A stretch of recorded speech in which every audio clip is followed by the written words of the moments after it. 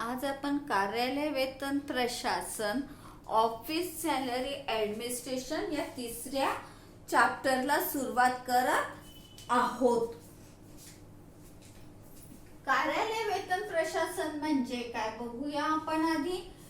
कार्यालय वेतन प्रशासन म्हणजे कुठल्याही व्यवसायामध्ये कुठल्याही ऑफिसमध्ये जो काम करणारा वर्ग असतो, या काम करणारा वर्ग कशासाठी काम करत असतो? पगारासाठी। पगार म्हणजेच काय? वेतन, सॅलरी, बरोबर आहे ना। कुठल्याही व्यक्ती ज्या वेळेस काम करत असते त्यावेळेस तिची अपेक्षा ही असते की तिला त्याचा मोबदला हा पैशाच्या स्वरूपामध्ये भेटला पाहिजे। ज्यावेळेस ऑफिसमध्ये किंवा कुठल्याही व्यवसायामध्ये काम करणारी व्यक्ती असते त्यावेळेस तिला वेतन दिल्या जात असतं। हे वेतन किती देण्यात यावं, एखाद्या कर्मचाऱ्याला किती वेतन देण्यात यावं हे निश्चित करणं अत्यंत आवश्यक असतं। कारण की जोपर्यंत तुम्ही त्याच्या कामाचा योग्य मोबदला त्या कर्मचाऱ्याला मिळणार नाही तोपर्यंत तो कार्यक्षमतेने काम करणार नाही। मग हा योग्य मोबदला कसा ठरवायचा? एखाद्या कर्मचाऱ्याच्या कामाचा योग्य मोबदला कसा ठरवायचा आणि कोणी ठरवायचा हा महत्त्वाचा प्रश्न आहे। कारण की समजा एखाद्या कामगाराला कामगार म्हणजे कुठल्याही व्यक्तीला म्हणू आपण की तिच्या कामाच्या तुलनेने जर तिचं वेतन कमी असेल, तिचा मोबदला कमी असेल तर तिची काम करण्याची कार्यक्षमता ही कमी होईल। ती पूर्ण कार्यक्षमतेने काम करणार नाही, कारण की तिला त्या कामाच्या अपेक्षेनुसार तिला पगार भेटत नाहीये, वेतन भेटत नाहीये। परंतु त्याच वेळेस जर त्या कर्मचाऱ्याला त्याच्या कामाच्या मोबदल्यापेक्षा जास्त वेतन दिल्या गेलं तर काय होईल? व्यवसायाचा नफा कमी होईल। कारण की वेतनावर जेवढा खर्च होतो, जसं आपण म्हणतो की कच्चा मालावर सगळ्यात जास्त खर्च होतो, त्याचबरोबर वेतनावर सुद्धा खूप मोठ्या प्रमाणावर काय होत असतं? कुठल्याही कार्यालयाचा व्यवसायाचा खर्च मोठ्या प्रमाणावर होत असतो। मग हा खर्च मोठ्या प्रमाणावर होत असताना जर त्या जरुरीपेक्षा जास्त वेतन दिल्या गेलं तर काय होणार आहे? व्यवसायाचा लाभ कमी होणार आहे आणि हे त्या व्यावसायिकाला परवडणार नाहीये।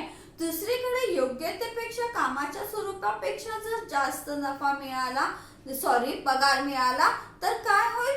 कर्मचाऱ्यांची कार्य करण्याची क्षमता कमी होईल। माझं समजा अगदी माझी अपेक्षा आहे की मला ना या कामाचे 100 रुपये भेटले पाहिजे, 200 रुपये भेटले पाहिजे, ही माझी माफक अपेक्षा आहे, बरोबर आहे।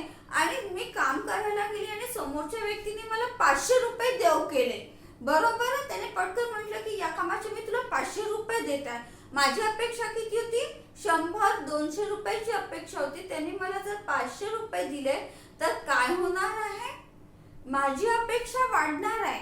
मग मी दरवेळेस 500 रुपयाची अपेक्षा करणार आहे, कारण की माझ्या अपेक्षेपेक्षा समोरच्या व्यक्तीने दिलेला मोबदला जास्त असल्यामुळे माझ्या मनात एक अजून हे राहणार आहे की अरे आपण 600 मागितले असते तरी यांनी दिले असते।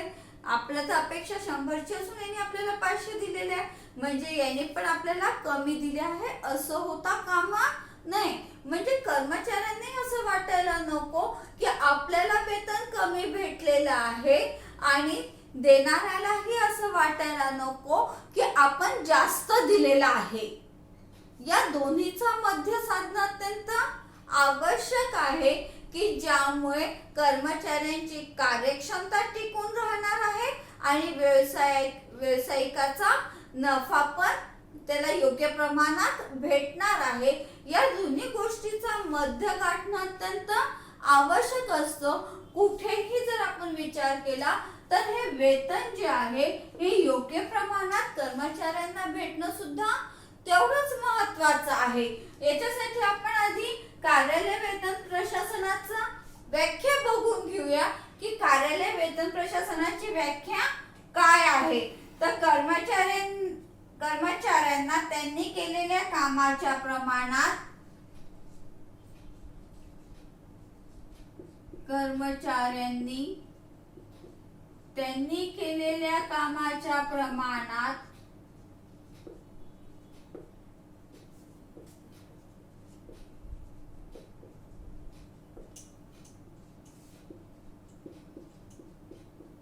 कामाच्या प्रमाणात व कामाच्या स्वरूपानुसार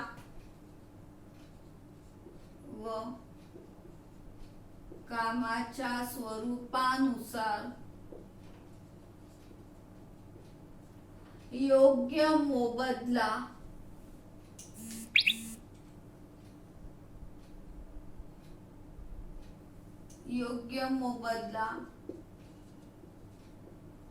निर्धारित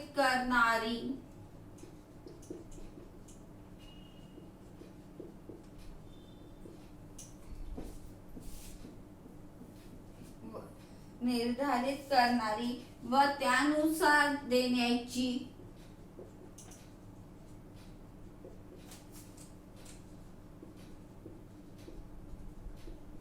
व्यवस्था करणारी यंत्रणा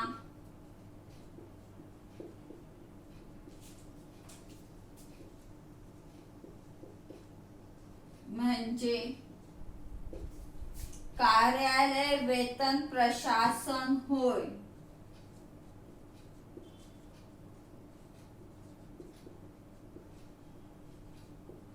बघा,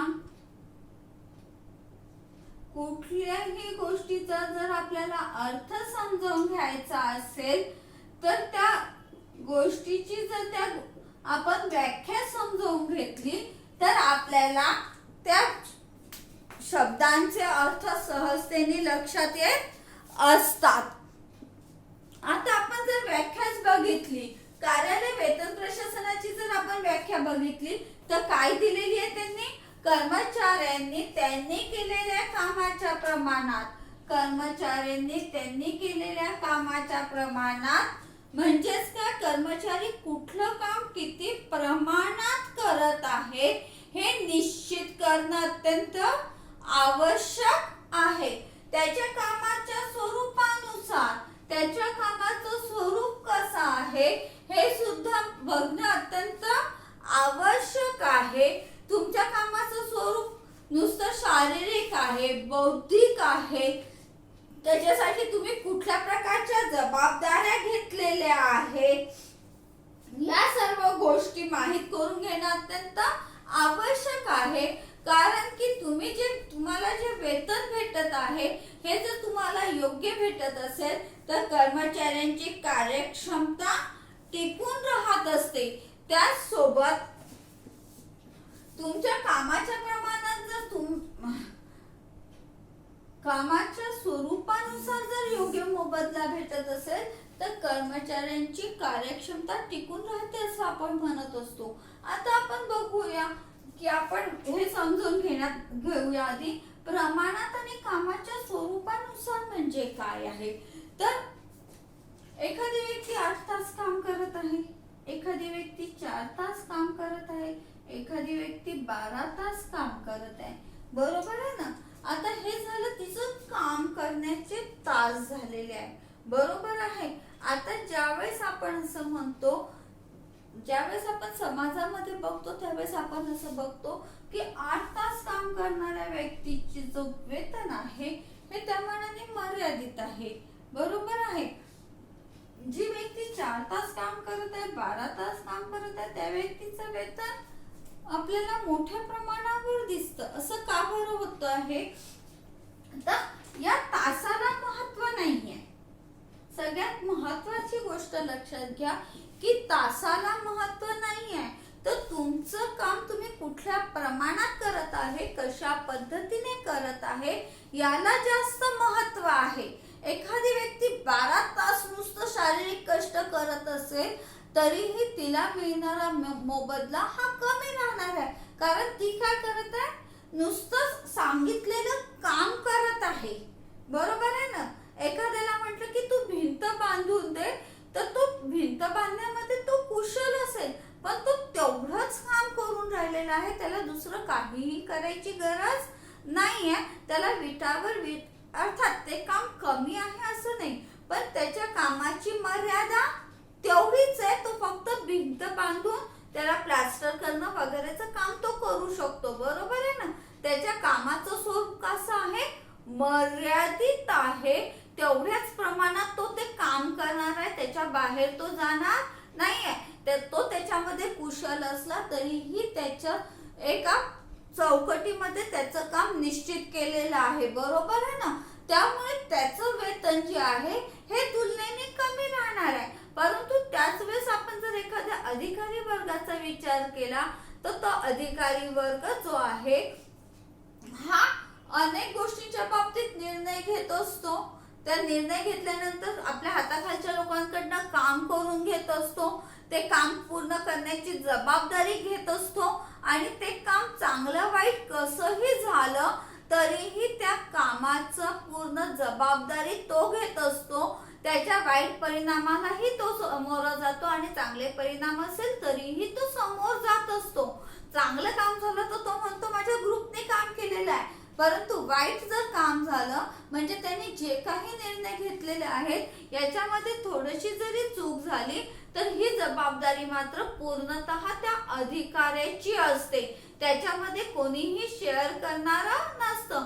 त्यामुळे ज्यावेळेस तो एखादा निर्णय घेतो त्या निर्णयाची अंमलबजावणी करत असतो आणि आपल्या हाताखाली असलेल्या लोकांकडून ते काम पूर्ण करून घेत असतो, त्यावेळेस त्याची जबाबदारी हाताखाली काम करणाऱ्या लोकांपेक्षा कितीतरी पटीने वाढलेली असते, बरोबर आहे ना. हाताखालचे लोक काय करत आहे, आपल्या अधिकाऱ्याने सांगितलेल्या निर्णयाची अंमलबजावणी करत आहे. आपल्या बॉसने सांगितले तसे तसे काम हाताखालचा कर्मचारी करून राहिलेला आहे.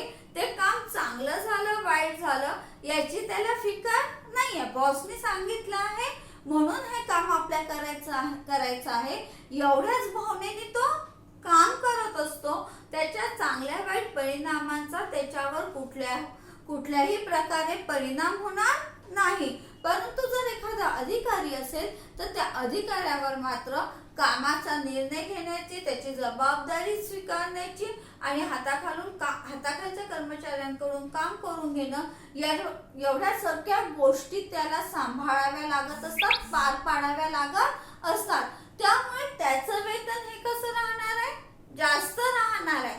तो कुठल्या प्रकारच्या जबाबदाऱ्या स्वीकारत आहे, त्याचे परिणामांचा तो किती प्रमाणात स्वीकार करत आहे या सर्व गोष्टींचा विचार कार्यालय वेतन प्रशासनाला करावा लागत असतो. एखाद्या व्यक्तीचं वेतन ठरवत असताना त्याच्या कामाचं प्रमाण आणि कामाचं स्वरूप हे सगळ्यात महत्त्वाचं आहे की हे काम तो कुठल्या स्वरूपाचं करत आहे. याच्यामध्ये आपण ढोबळमानाने एवढंच म्हणू शकतो की त्याचं बौद्धिक आहे की शारीरिक श्रम आहे. एवढा जरी विचार केला तरीही त्यांच्या श्रमात जे वेतन प्रशासन आहे यांना वेतन ठरवणं सहजतेने शक्य होत असतं. त्याचबरोबर काय म्हटलेलं आहे त्यांनी, मोबदला निर्धारित करणारी व त्यानुसार देण्याची व्यवस्था करणारी यंत्रणा. म्हणजे प्रत्येक व्यक्तीच्या कामाचं प्रमाण, त्याच्या कामाचं स्वरूप एवढ्या सगळ्यांचा विचार केल्यानंतरही काय आहे, त्यांना मोबदला म्हणजे वेतन निश्चित करावं लागतात. वेतनाचे तसे टप्पे पाडावे लागतात आणि त्यानंतर ते वेतन देण्याची व्यवस्था सुद्धा वेतन प्रशासनाला करावी लागत असते. म्हणजे नुसतंच याला 10,000 रुपये पगार द्या असं म्हणून होणार नाही. तर त्या व्यक्तीला 10,000 रुपये पगार कशा पद्धतीने देण्यात यावा, त्याच्यासाठी कुठली यंत्रणा उभी केली पाहिजे या सर्व गोष्टींचे निर्देश देखील कार्यालय वेतन प्रशासन देत असतं. म्हणजेच वेतन प्रशासनाचं स्वरूप आपण म्हणतो की फक्त पगार निर्धारित करणं आहे, इतकं मर्यादित नाही आहे. तर पगार तर निर्धारित करायचाच आहे, परंतु पगार निर्धारित करत असताना नुसतंच त्याला सिनियरिटी किंवा काय म्हणू आपण पगार निश्चित करत असताना त्याला अनेक गोष्टींचा विचार करणं अत्यंत आवश्यक आहे. त्याच्यामध्ये आपण बघूया, सगळ्यात आधी आपण बघूया की कार्यालय वेतन प्रशासनाचे उद्दिष्ट काय आहे. कार्यालय वेतन प्रशासन का बरं आवश्यक आहे हे आपण बघूया. याच्यामध्ये सगळ्यात महत्त्वाचं उद्दिष्ट आहे की योग्य वेतन देणे.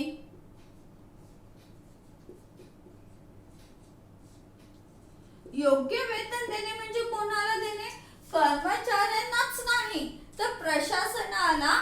म्हणजेच ज्यांनी नोकरी दिलेली आहे, वेतन देणारा आणि घेणारा या दोघांच्याही दृष्टीने वेतन योग्य असणं अत्यंत आवश्यक आहे. देणारा आणि घेणारा, याला आपण देणारा म्हणजे आपण कोण म्हणू, प्रशासन, कुठल्याही प्रकारचा प्रशासक व्यावसायिक असेल तो, आणि घेणारा म्हणजे कोण, तर कर्मचारी वर्ग. मग तो कर्मचारी वर्ग कुठल्याही स्वरूपाचा असला तरीही त्याला योग्य मोबदला भेटणं अत्यंत आवश्यक आहे. हा योग्य मोबदला निश्चित करणं हे कार्यालय वेतन प्रशासनाचं प्रमुख उद्दिष्ट आहे. दुसरं उद्दिष्ट काय आहे की किमान वेतन मिळालं पाहिजे. किमान म्हणजे काय, कमीत कमी किती वेतन द्यावं याच्यावर मर्यादा असणं आवश्यक आहे. किती वेतन असावं, आपण बघतो की वेतन देत असताना गव्हर्नमेंटने नियम केलेले आहे की एवढं वेतन कमीत कमी कर्मचाऱ्यांना भेटणं अत्यंत आवश्यक आहे. कमीत कमी वेतन म्हणजेच काय, तर किमान वेतन मिळणं अत्यंत आवश्यक आहे. हे किमान वेतन कसं काय ठरवणार, म्हणजे कमीत कमी किती वेतन कर्मचाऱ्यांना दिलं पाहिजे की ज्यामुळे त्या कर्मचाऱ्याच्या जीवनावश्यक गरजा पूर्ण होतील, हे सगळ्यात आधी निश्चित केल्या जात असतं. एखाद्या कर्मचाऱ्याचं कुटुंब आहे, चौघांचं कुटुंब आहे असं गृहीत धरलं जातं, तर या चौघांच्या दैनंदिन गरजा भागवणं यासाठी जेवढा पैसा आवश्यक आहे, जेवढी त्याची गरज आहे, पैशाची आर्थिक गरज आहे, त्या आर्थिक गरजेला आपण म्हणतो किमान.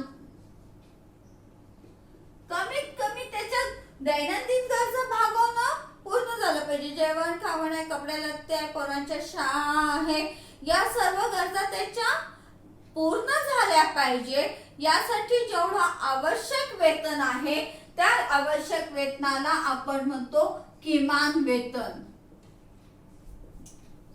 हे किमान वेतन किती असावं हे निश्चित केल्या जात असतं. सर्वप्रथम की एखाद्या व्यक्तीच्या किमान गरजा किती आहे हे बघून वेतन निश्चित करणं हे कार्यालय वेतन प्रशासनाचं कार्य आहे. आता हे किमान वेतन कसं राहील, तर प्रत्येकाच्या त्याच्या तो जे कार्य करत आहे त्यानुसार हे किमान वेतन निश्चित केल्या जाणार आहे. त्यानंतरचं तिसरं म्हणजे कुशल व तिसरा महत्वाचा मुद्दा म्हणजे कुशल व कार्यक्षम कर्मचारी मिळविणे.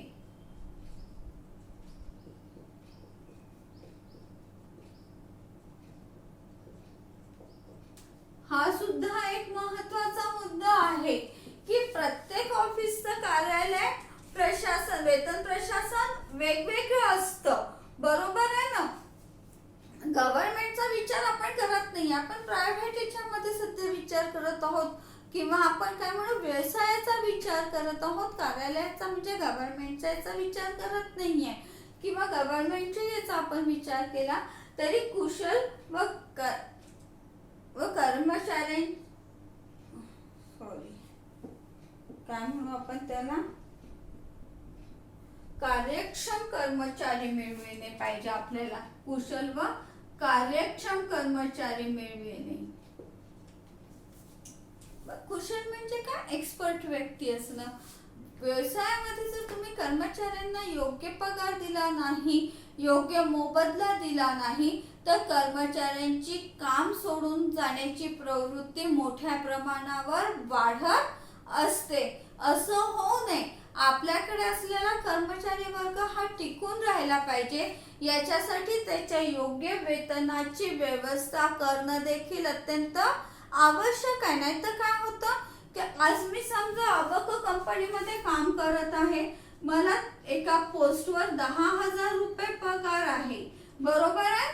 दुसरीकडे मी एबीसी कंपनी घेतली, एबीसी कंपनीमध्ये त्याच्यासाठी 12,000 रुपये पगार असेल, तर मी काय करणार आहे, ही कंपनी सोडून देईल आणि या कंपनीमध्ये जाईल.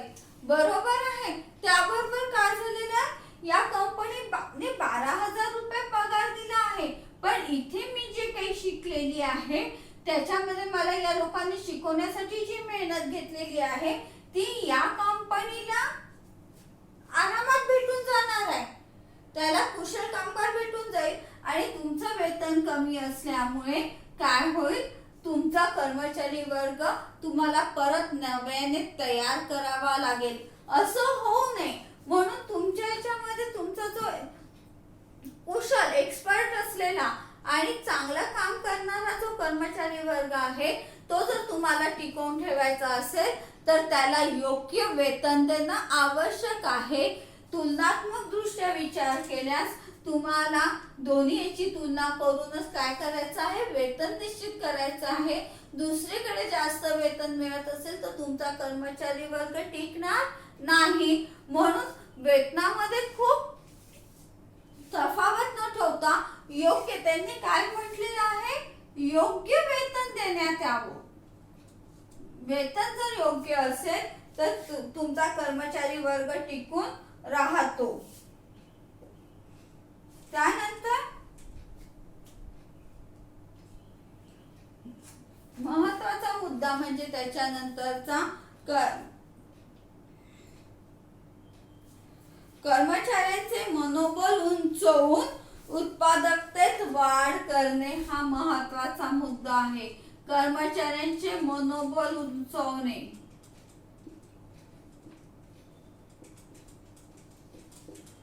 मनोबल उंचावणे म्हणजे काय, की जिथे तुम्ही कर्मचाऱ्यांना पगार देत आहात त्याच ठिकाणी कर्मचाऱ्यांना ती कंपनी ते कामाचं ठिकाण आपलंसं वाटणं देखील अत्यंत आवश्यक आहे. त्यांच्यामध्ये तुम्हाला काम करण्याची इच्छाशक्ती वाढवणं अत्यंत आवश्यक आहे. ही जर इच्छाशक्ती कर्मचाऱ्यांमध्ये वाढली तर आपोआपच उत्पादनाच्या मध्ये काय होत असते, वाढ होत असते.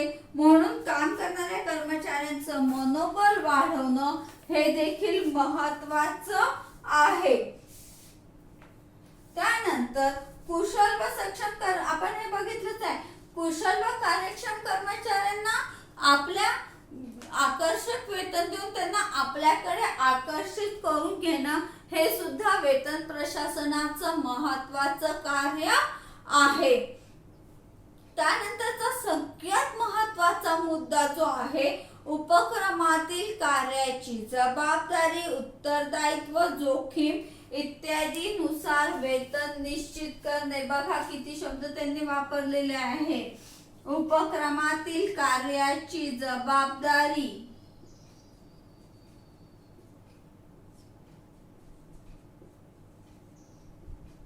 उत्तरदायित्व,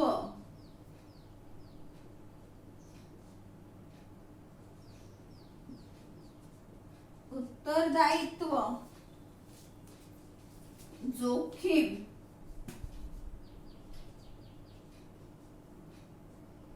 यानुसार वेतन निश्चित करणे. कार्याची जबाबदारी, समोरचा कर्मचारी काम करत असताना त्या कार्याची जबाबदारी किती प्रमाणात स्वीकारत आहे याचा विचार करून देखील वेतन निश्चित करणं अत्यंत आवश्यक आहे. उत्तरदायित्व म्हणजे तो किती प्रमाणात स्वीकारत आहे. जबाबदारी आणि उत्तरदायित्व हे जवळपास सारखे शब्द आहे. तो किती जोखीम स्वीकारतो, किती रिस्क घेतोय काम करत असताना, हे सुद्धा अत्यंत महत्वाचं आहे. कुठलंही काम करत असताना ते नेहमी त्याची जबाबदारी घेऊन आणि रिस्क घेऊन की हा हे काम मी करून घेतोय, मी करून दाखवतो आहे असं म्हणून ती जबाबदारी स्वीकारणं, ते काम पूर्ण करण्याचं स्वतःवर उत्तरदायित्व घेणं, पूर्ण जबाबदारी स्वीकारणं यालाच आपण काय म्हणतो, जोखीम स्वीकारणे. नाहीतर कसं असतं, माझ्या बॉसने सांगितलं आणि मी केलं, याच्यामध्ये मी कुठल्याही प्रकारची रिस्क स्वीकारत नाहीये, जोखीम स्वीकारत नाहीये. पण त्याच वेळेस बॉस काय करत असतो, काम करत असताना नवीन नवीन कल्पना लढवतो, अशा पद्धतीने करून पाहू, हे करून पाहू, ते करून पाहू, आणि त्यानुसार ते काम करण्याची तो काय करतो, जबाबदारी घेतो आणि ते काम पूर्णत्वास नेतो सुद्धा. आपल्या हाताखालच्या लोकांकडून तो ते काम करून सुद्धा घेतो. म्हणून त्याला काय म्हणतो आपण, त्याने त्याचं उत्तरदायित्व स्वीकारलेलं आहे, स्वतःवर घेतलेलं आहे आणि तो त्या कामाची रिस्क घेतोय, जबाबदारी घेतोय, जोखीम घेतोय. तो टाळत नाहीये, तो नवीन नवीन प्रयोग करतो आहे आणि ती जबाबदारी पार पाडत असेल तर त्याचा पगार हा निश्चितपणे कसा राहणार आहे, जास्त राहणार आहे. जो कर्मचारी नुसतं सांगितलेलं काम करतो आहे त्याच्यापेक्षा जो जबाबदारी घेतो, जो जोखीम घेतो आणि मग काम करतो, त्याचा पगार तुलनात्मक दृष्ट्या कसा राहणार आहे, जास्त राहणार आहे. त्यानंतरचा महत्त्वाचा मुद्दा म्हणजे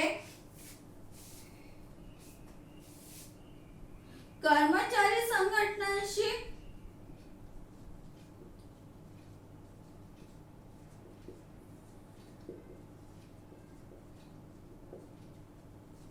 सामूहिक सौदेबाजी करणे. सामूहिक सौदेबाजी म्हणजे काय, कुठल्याही व्यवसायामध्ये कर्मचारी संघटना या अतिशय प्रभावी कार्य करत असतात आणि कर्मचारी वर्ग जो आहे हा या आपल्या संघटनेच्या अधीन राहून काम करत असतो. म्हणजे आपली संघटना जे म्हणेल तसेच कार्य किंवा आपल्या संघटनेने ठरवलेल्या प्रत्येक निर्णयाला कर्मचारी वर्ग होकार देत असतो.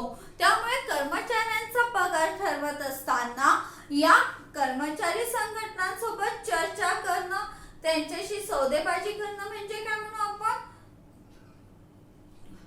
डिस्कस करणं आणि त्यानंतर निर्णय घेणं अत्यंत आवश्यक असतं. जेव्हा वेतन प्रशासन म्हणेल 10,000 रुपये पगार देतो तर संघटना 15,000 रुपये पगार मागणार आहे आणि मग या दोघांच्या चर्चेमध्ये 12-13,000 काहीतरी पगार निश्चित होणार आहे. बरोबर आहे ना. कर्मचारी संघटना जास्त मागणार आहे, वेतन प्रशासन तुलनेने खालच्या पासून सुरुवात करणार आहे, कारण की त्यांनाही माहिती आहे की आपण जर 15 पासून सुरुवात केली तर कर्मचारी संघटना 20 वर जाणार आहे.